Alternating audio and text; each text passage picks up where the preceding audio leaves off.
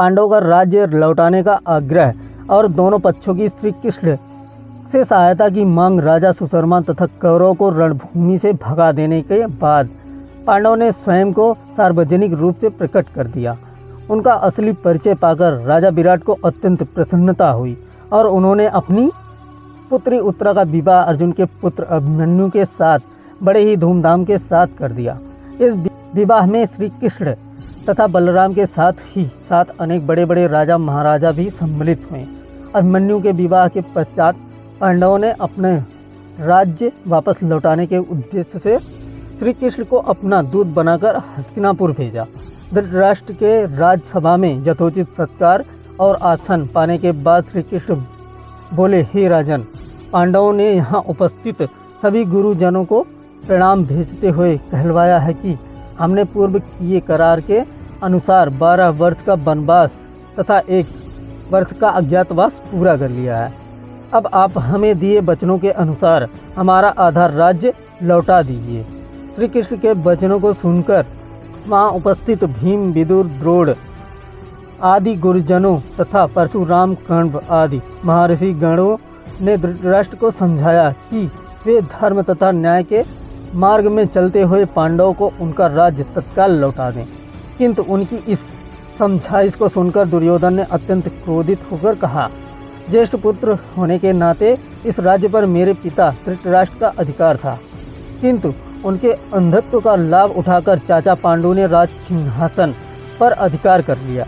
मैं महाराज धृतराष्ट्र का ज्येष्ठ पुत्र हूँ, अतः इस राज्य पर मेरा और केवल मेरा अधिकार है। मैं पांडवों को राज्य तो क्या सुई की नोक के बराबर भी भूमि देने के लिए तैयार नहीं हूँ। यदि उन्हें अपना राज्य वापस चाहिए तो वे हमसे युद्ध करके उसे प्राप्त कर ले। उपस्थित समस्त जनों के बारंबार समझाने के बाद भी दुर्योधन अपनी बात पर अडिग रहा और श्री कृष्ण वापस पांडवों के पास चले आए और दोनों पक्षों में युद्ध की तैयारी होने लगी। पांडवों को राज्य न देने के अपने निश्चय पर दुर्योधन के अड़ जाने के कारण दोनों पक्षों में मध्य युद्ध निश्चित हो गया तथा दोनों ही पक्ष अपने लिए सहायता जुटाने में लग गए। एक दिन दुर्योधन श्री कृष्ण से भावी युद्ध के लिए सहायता प्राप्त करने हेतु द्वारिकापुरी जा पहुंचा। जब वह पहुंचा उस समय श्री कृष्ण निद्रा मग्न थे। अतियोम वह उनके सिरहाने जा बैठ गया। इसके कुछ ही देर पश्चात पांडुत्न अर्जुन भी इसी कार्य से उनके पास पहुंचे और उन्हें सोया देखकर उनके पैताने बैठ गए। जब श्री कृष्ण की निद्रा टूटी तो पहले उनकी दृष्टि अर्जुन पर पड़ी।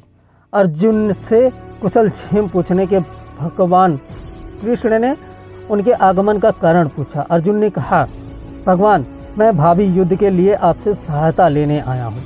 अर्जुन के इतना कहते ही सिरहाने बैठा हुआ दुर्योधन बोल उठा, हे कृष्ण, मैं भी आपसे सहायता के लिए आया हूँ।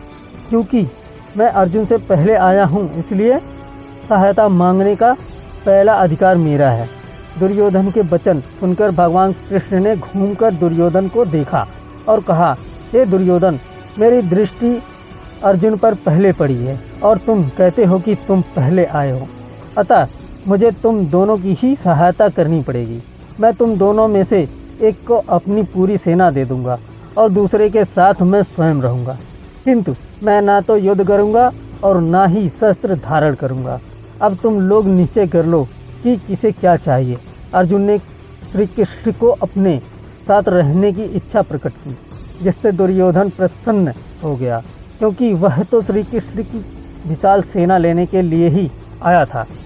इस प्रकार श्री कृष्ण ने भावी युद्ध के लिए दुर्योधन को अपनी सेना दे दी और स्वयं पांडवों के साथ हो गए। दुर्योधन के जाने के बाद श्री कृष्ण ने अर्जुन से पूछा, हे पार्थ, मेरे युद्ध नहीं का निश्चय के बाद भी तुमने क्या सोचकर मुझे मांगा? अर्जुन ने उत्तर दिया, भगवान, मेरा विश्वास है कि जहाँ आप हैं वहीं विजय है और फिर मेरी इच्छा है कि आप मेरा सारथी बने। अर्जुन की बात सुनकर भगवान श्री कृष्ण ने उनका सारथी बनना स्वीकार कर लिया।